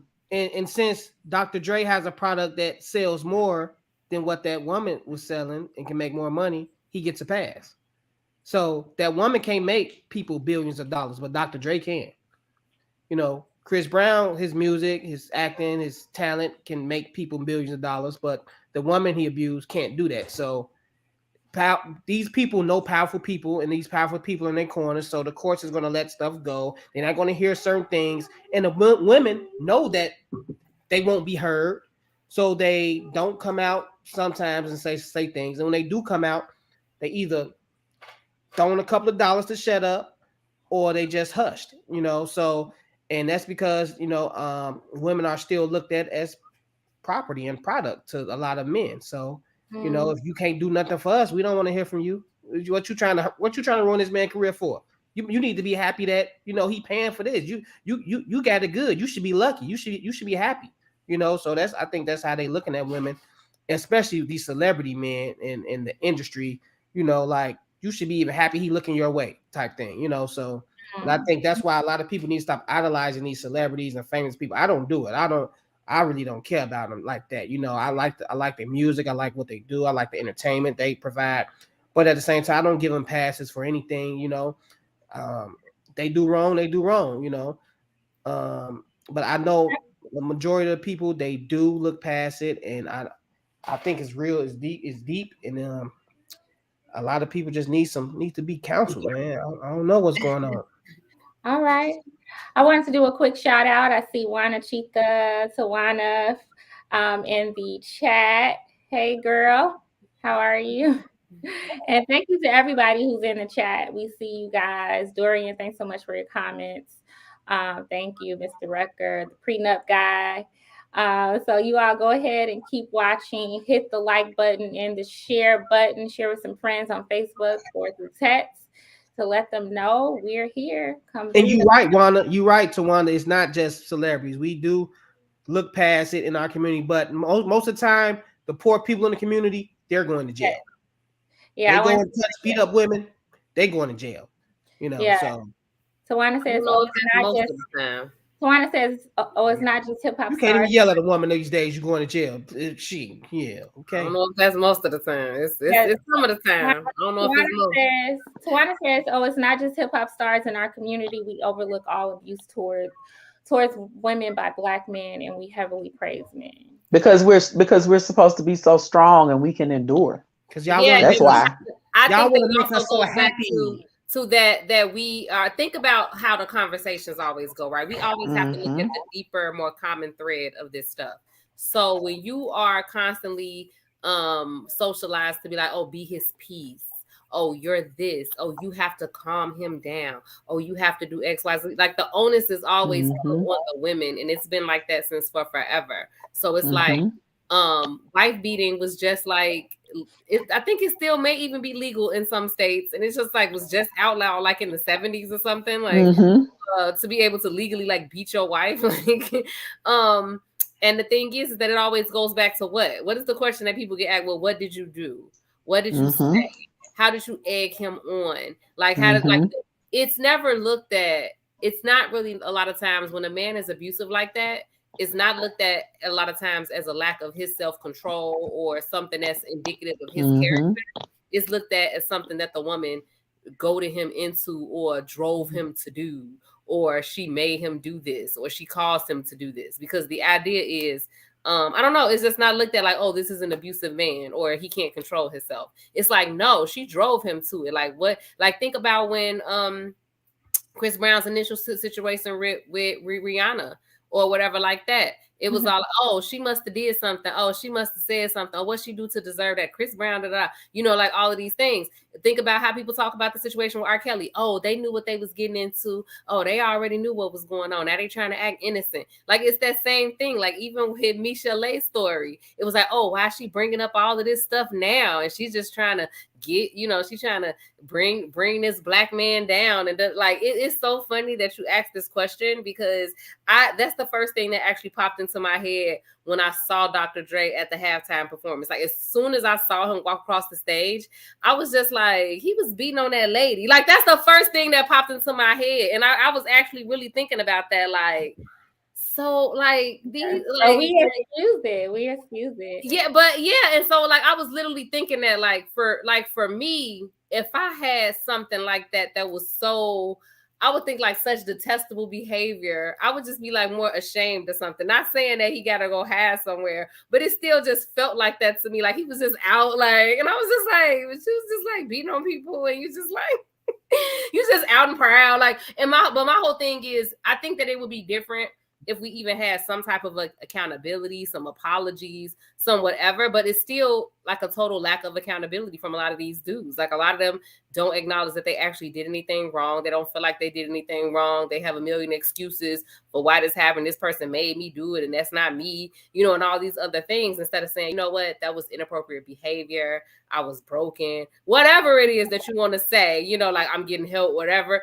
They don't do that, and they continue a lot of the same behavior for a long time. Like, I mean, even look at Chris Brown. Like, he been accused of like being violent with multiple more women. You know what I mean? And but we don't address it. I think it has a little bit to do with the fact, well, with two things. Like, for one thing, I think Black men have been portrayed in such negative light in the media. Feel like we need to protect them from the very, very from like the 1800s, when, you know, TV first arrived. You know, think about Birth of a Nation and think about the minstrel shows. Think about all these different depictions of Black men as being violators, of being aggressive and violent and dangerous. And so we went through a period in history where we were trying to counteract that, and we wanted more positive images. But now I think we're kind of at the point where it's like, we don't speak up when there are men who do that for fear of bringing the back, or, you know, bringing the Black man down, or even being perceived as though we're bringing the Black man down. And so it's like we can't really address it for that. I think it also has something to do with the fact that, you know, culture is so important to us, you know, and And these are some guys that have added to our culture, and we love it so much. We love those aspects of it that we don't want to give it up. But then it also reflects how insignificant I think Black women are in our society. You know, someone says here, last name first says Black women are not seen as delicate and beautiful by Black men, many, not all. So when Black women are victimized, they see it as deserved.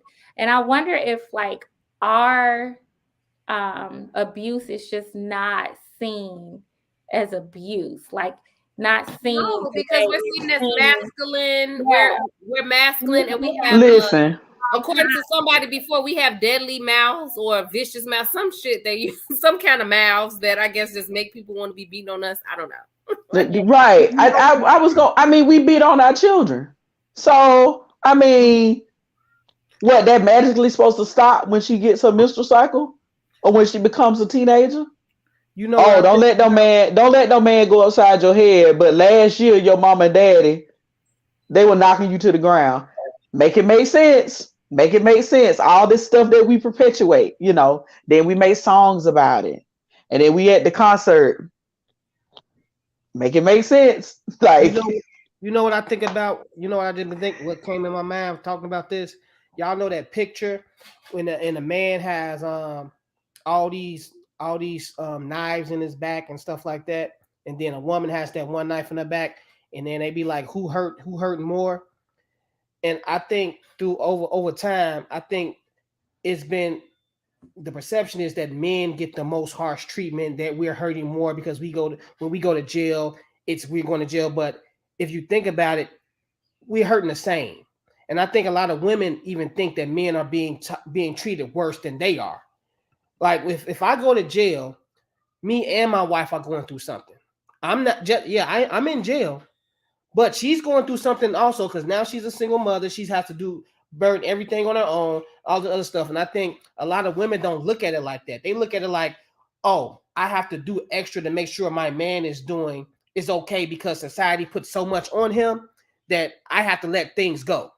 And I think they let certain behaviors go because in the back they feel a little bit, they feel sympathy for that man because of all the things that they went through, even since slavery. It was, oh, don't bother him because if we do X, Y, Z, he's going to get this type of behavior or treatment from the master and this and that. If we praise him too much, the master going to take him and use him as an example because he see that we love him that much, right? So now they doing it the same. They doing it the same way. Oh, let him do what he's doing because I can't put too much on him because he's already being brutalized by the police, systematic oppression, all this other stuff. So let's leave him alone. Not knowing that you're going through the same thing he's going through, just on another, in different circumstances. You know what I'm saying? So I think if we all look at it as we're all hurting together, then I don't think a woman would let certain things go. Okay. All right. Anyone else? Raven, did you chime in on this one? Why do you think this happens? Why do you think we give a pass to hip hop stars with these women? I think everybody made some great points. Like Cannon stated, we just got past the point where it was even considered illegal in the first place. So you look back as far as Ike Turner, it's not like that's the joke. We normalize it so much. Oh, you're gonna get Ike Turner. It's a part of our culture now. And like Miss Jovo said as well, we don't want to shame our men because we know every man isn't abusive. We don't want to put out the image that, oh, well, when Black men get money, they start beating their bitches, and that's not the case at all, because they don't represent all men, but we should speak on what they do. It's a problem. And circumstances should not keep you from being accountable for your behavior. Right. It shouldn't. I mean, growing up, I grew up in a very tumultuous situation, but hold me accountable when I'm wrong. Like my parents' wrongdoing and how I got raised has nothing to do with me raising my hand to you or me cussing my husband out or, any poor behavior that I might decide to demonstrate. Like, hold me accountable.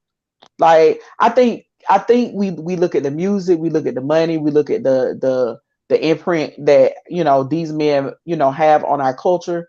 And then we're like, well, if I say something, it's taking away his success. No, it's not. They're still great performers and actors, but in this area of your life, somebody need to hold you accountable. Like, it is not okay for you to have sex with girls. It is not okay for you to be walking around here, hitting women, or being verbally and emotionally and physically abusive towards them. Like, your talent does not give you a pass, nor does your circumstances give you a pass. You're greater than that, obviously, because you got talent. You're greater than the circumstance. I think that's where we go wrong. We don't teach people to we don't teach them to understand that you have the capability to be greater than your circumstance. Like, you still need to be held accountable for your behavior. Yeah. And it might have a lot to do with the entourage effect, the fact that people around him, they're getting paid to not say anything. Just like this is very unrelated, but Big Pun. I was watching I guess documentary about his weight loss issues, and so many people around him were telling him to stop doing it, that he would just fire them. Like, oh, I'm not trying to hear that. You're fired. On to the next. So, you get to a space when you're at Dr. Dre, Ike Turner, Chris Brown level where you can curate your own pocket of predators. Yeah. You're probably all I followed the R. Kelly trial. That's exactly what happened. There were people who knew what was going on, and because they are at fault too, and I think they should be held accountable, but they would not divulge certain information, or they would really add to the behavior and allow, R. Kelly more time, like space, and arranging certain things to happen so that he could prey on these girls, because they didn't want to lose their jobs. But one guy was like, he didn't want to lose his connect. Like, he wanted to stay abreast of everything that was going on. He was kind of, I guess, high ranking in the entourage, and he didn't want to lose that status. And that's just really sad that, that's one way that it kind of perpetuates. But the public knows, and we still, as a whole, just kind of, we accept it, we do. But anyone want to say a couple last things? And then I'm sorry, Raven. I want to also open up the floor. I missed a couple callers. You all can call back. But if you want to chime in on this topic or any of the topics, go ahead and call in. The number's on the screen. We love to hear from you guys. Go ahead, Raven. I think sort of like the same effect with the entourage. Pockets of people are going to hang out with pockets of people. I haven't had an issue where me and my husband have been on a double date and the man has been abusive to his girlfriend outside of, like, when I was 15 and in high school and stuff like that. But there are couples that hang together who all of them beat each other. The girls beat the boys beat the girls. This is just the reality for those kind of people, and they're just in this reality together. And I mean, yeah, because I think if we was hanging out with a couple and they was like, and I seen a guy just abusing this woman, I'm like, oh, we ain't hanging out with them no more. Oh, that's that's why I said when I was 15 it happened, but me and my husband weren't even together. But shoot, I was like, y'all need to take me home. I don't know what y'all got going on, but I don't get down like this. I'm about to call the police on both of y'all. I don't like this. But then you really don't know what to do. You just sitting there like, right. Yeah, we were driving. He started punching the back of the head. Said, I'm like, hey man, take me home. Okay, right. What y'all gonna do? Take me home, because I like to fight. I don't like it. I'm too soft on the inside. All right. So what could we do? Like, what do you all think needs to happen moving forward? Like, with this? I think that we need to have a better understanding of domestic violence and the causes of it, where it comes from. I think that there needs to be more of an emphasis on the predator as opposed to the victim, because I think that that's a huge part of the problem. I think we spend so much time with offering like reactive resources to women who have been in abusive situations, as opposed to stopping the source at what it is. Like there's really not very many resources to offer to men who are violent in that way or who can't control themselves. Like, it's just like they almost just get like written off. but that's not going to stop the behavior. Like, it's going to continue. It's just going to go on to the next woman. Like, okay, you gave resources and helped this woman get out of that situation, but now the same man going to go and behave the same way with the next woman. So it's like, you have to have something in place that is going to actually be more than like a freaking, anger management class or something like that. You have to actually give real resources and support to these people that have different coping mechanisms in order to deal with stressful situations, as opposed to just lashing out at other people. Like, you have to do that.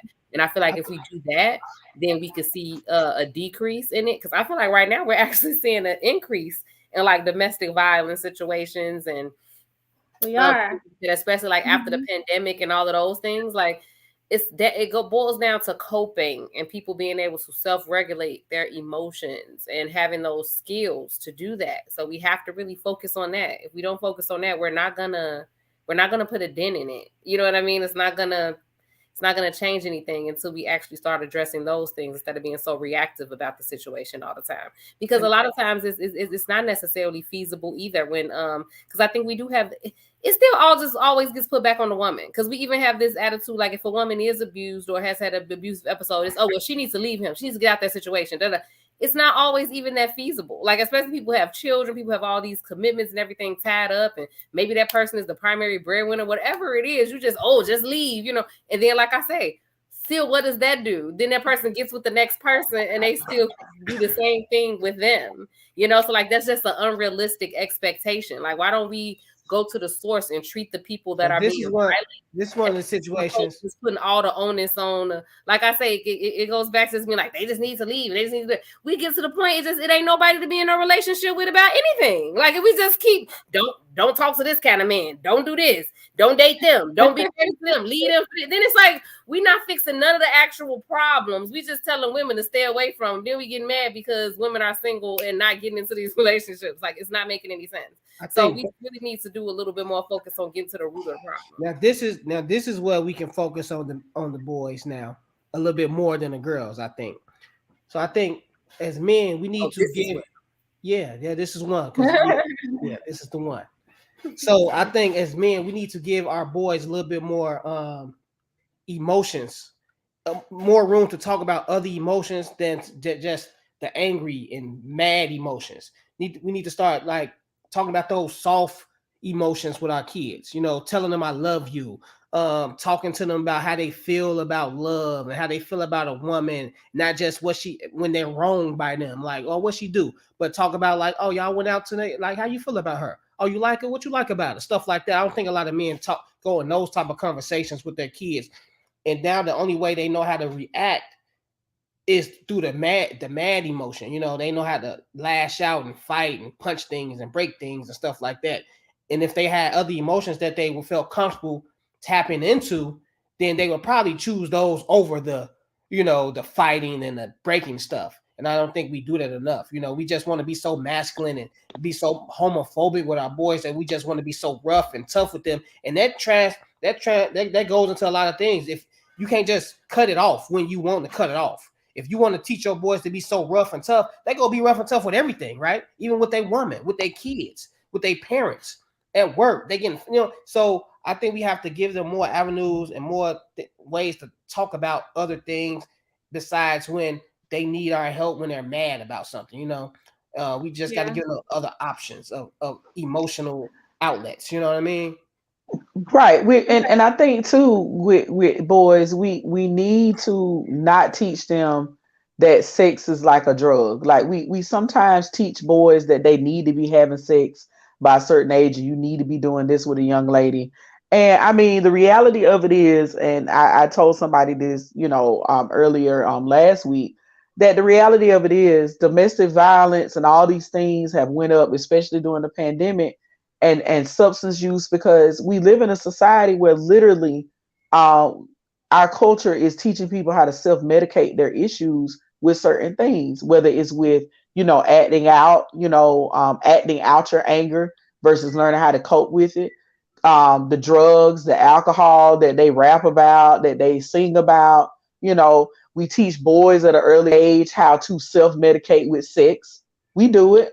That's your release. That's your, that's going to bring you peace. That's going to do, whatever. Like, you need to have sex. We teach we teaching them the wrong thing, and so they use these things as things to self medicate and to self regulate, and then they have no coping skills. Like, they're being taught that sex and drugs and all these different things will help me feel better, when in actuality, Well, we need to teach them what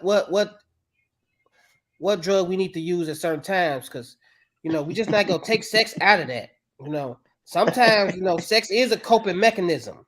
Oh, it's not a drug though. It is a drug. Because coping mechanisms and substances are not the same thing. So I think it goes to that. And as far as holding them accountable, the celebrities, I think there has been push for people to boycott certain folks. Don't buy their music, don't do, but it's just like, you got to make it make sense. Like, what Cannon was saying, like, you got to start addressing the actual behavior. We love your music, but your character is jacked up. Like, and I mean, even, so it's, we got to do better with teaching people how to regulate versus self-medicate with certain things. Stop worrying about being a hater, being a snitch. You need to stop worrying about those simple things like that. If we want to really fix the big problem, we can't be worried about arbitrary things like, oh, I'm being a hater, or I'm a snitch. Mm-hmm. Like, no, because at the end of the day, if it happened to your daughter, then you still go live by those laws? No, you're not. Right. So just throw them all out together. Mm-hmm. Right. Darwin, as a man, do you think that there's a little bit of avoidance going on amongst men when it comes to abuse? Do you think that it's just kind of hard for some men to think that their friends or guys that they hang out with are abusive, so they just kind of ignore it or downplay it? Yeah, yes, because we got friends, and we always want to think that we got good friends, and we always listen to them, so we always going to be biased, right? We always going to hear their side of the story all the time, because we never going to go behind their back and be like, well, whatever, let me call his wife and see what really happened. We're not going to do that. So in our head, we always think that he did the right thing, right? And it wasn't as bad as she might have put out there and stuff like that. So we always go get them the benefit of the doubt.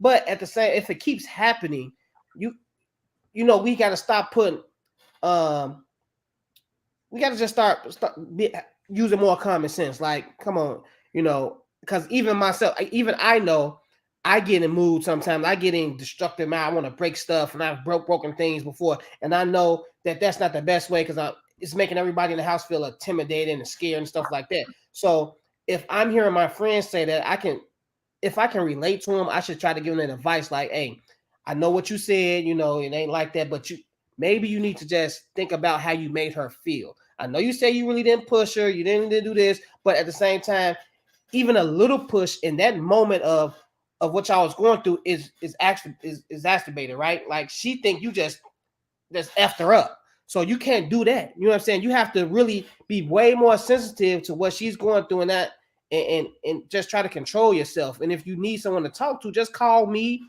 And I think a lot of people, a lot of men, they don't want to put the guys in the business, because I be knowing some of my guys be lying, and I just be like, I can't make them tell me the truth. I can't make them open up and talk to me about it. You know what I'm saying? But I know they be lying, and I just be like, oh, man, come on now. I know, man, you sure? You sure that's happening? Yeah, man. I'm like, oh, okay, okay, that's what's up. So, and then you don't want to be fighting with him. Like, yeah, nah, you beating a nigga. Like, stop lying. Yo, I know you did. So now you fighting them. You know what I'm saying? That's not helping the situation. Mm-hmm. So it's a very delicate situation on how to, like, even go about it. If they don't want the help, then I don't think they're going to get the help, because a friend just can't help another friend in that situation. It's best that you step back, unless they respect you that much. And if they respect you that much, then 9 times 10 they gonna be lying to you about it. You know what I'm saying? Like, if they look up to you and see how you dealing with your wife, and they kind of admire your relationship, if they do something in theirs, they probably gonna lie to you about, like, yeah, I didn't do that, because they want your approval, right? So it's kind of hard. You know what I'm saying? Like, I try to talk to my friends. When I get in my situations, bad moods, I just want to be left alone. We got to start teaching them how to work through those emotions.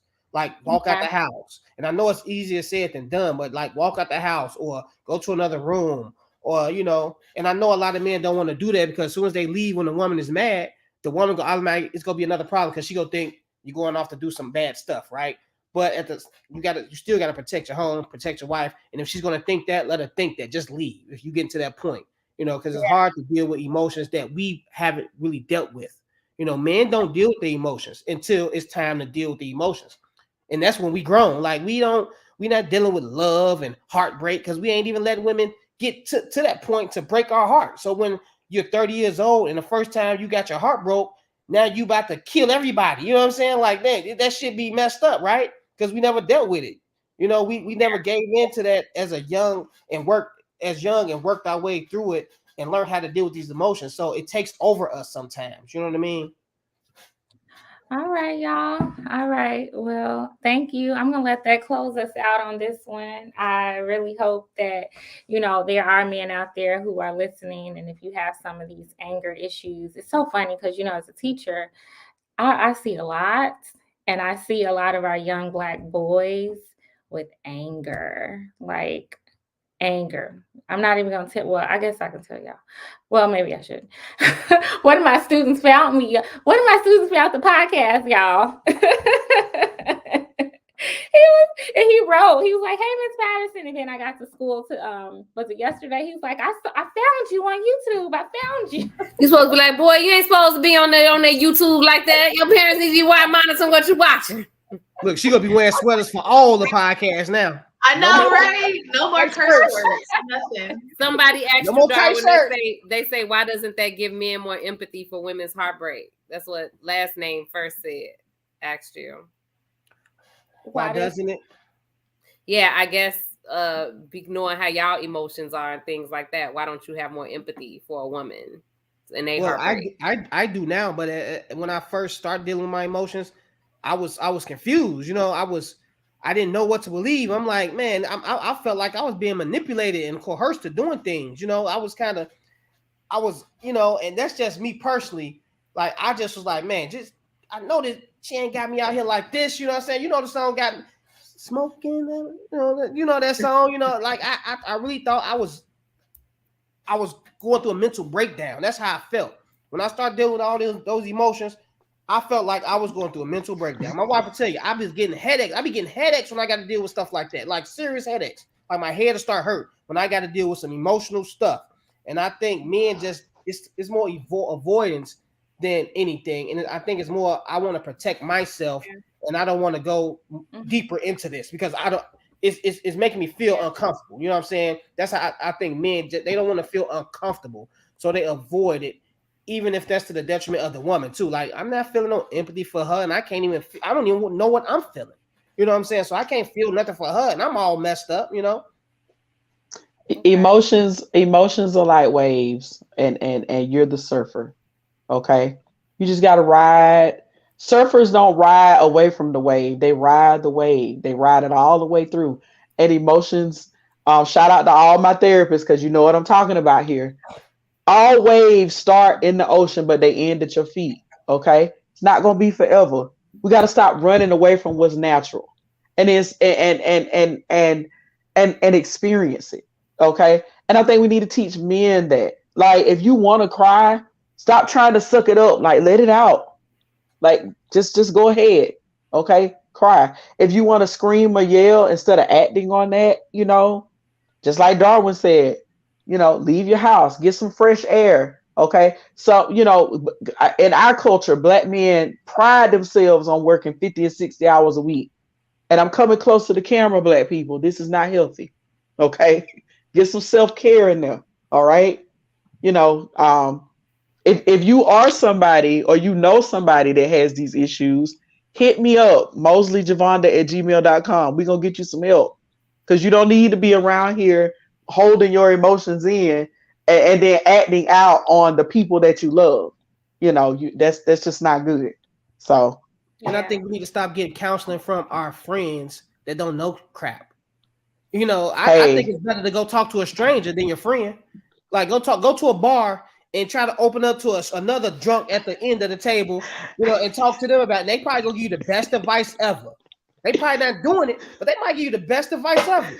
It's like if you hanging in these circles, you go get either the worse advice or the same advice that you would give somebody for your knowledge. If you don't know too much about something, your friends don't know too much about something, how can they advise you on something? So that's why you need to step out your box, go to get counseling, or step out of your ego and talk to that person that you know you don't want to talk to, them tough conversations that you know you go get the truth from. And a lot of people avoid them people when it's time to really have those conversations. But you need to talk to those people, if you really want to change, and you can't get the good advice from your homeboy that's doing the same thing you're doing. Right. And the resources are there, people. The resources are there. Okay. All of you all, if you work a job, a 9 to 5, check with your human resource officer. Employee assistance is there for you. They will pay for counseling. Okay. Especially if it's geared towards like family stuff, addiction, family violence, domestic violence. They're obligated to have that service available for you so that they can pay for that, get you started with help. Check into your child's school. They have community resources, okay, where they can link you to people that you can talk to for free. Because I know in our community, we choose what we want to pay for. Them Air Ones, they $250, so $250 a pop. Hey, counseling will cost you less than that, okay? I promise you, like per hour, okay? So the help is out there, so you have resources. You just got to use them. Yeah.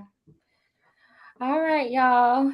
That was some good stuff. I hope everybody who's watching learned something, felt inspired, got a new idea, something. We are so happy to have you. We got our numbers up, y'all. I think we peaked, y'all. We reached a new high tonight. Keep watching. Yes, keep watching and share. Hit the like button, tap subscribe, and share with your friends. Share on Facebook. Upload us to Instagram, whatever you got to do to get the word out. We are the Ladies Room, and we want to hear from you guys. We got a lot in store, and so we want you all to stay tuned. All right. So peace out. Have a good night.